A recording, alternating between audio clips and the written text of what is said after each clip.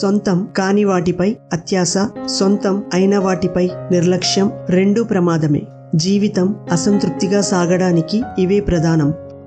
నీ ఎమోషన్స్ నువ్వు కంట్రోల్ చేసుకోలేకపోతే నీ జీవితం నీ చేతుల్లో ఉండదు. శక్తి అనేది డబ్బులో ఉండదు, మంచితనం అలాగే పవిత్రతలోనే ఉంటుంది. ఏ అర్హత మనకు ఉంటే అది మనకు లభిస్తుంది. చింతించకండి.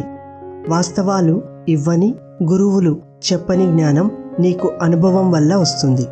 నీతో సహా నీ కంటికి కనిపించేదంతా ఒక్కరోజు నశించిపోయేదే. భ్రమలో బ్రతకకు. ఆయువు, ఆత్మీయులు, కాలం ఈ మూడింటిని ఎంత ధనమున్నా కొనలేము. నీకు మనశ్శాంతి కావాలంటే నీ పని తప్ప ఎవరి గురించి ఎక్కువగా ఆలోచించకు. నువ్వు ఆలోచించి బాధపడి జరిగిన దానిని మార్చలేవు. రేపటిని మలచుకో చాలు. ఎవరి మీద అతిగా ప్రేమ లేదా ద్వేషం లేకుంటే నువ్వు ప్రశాంతంగా ఉంటావు.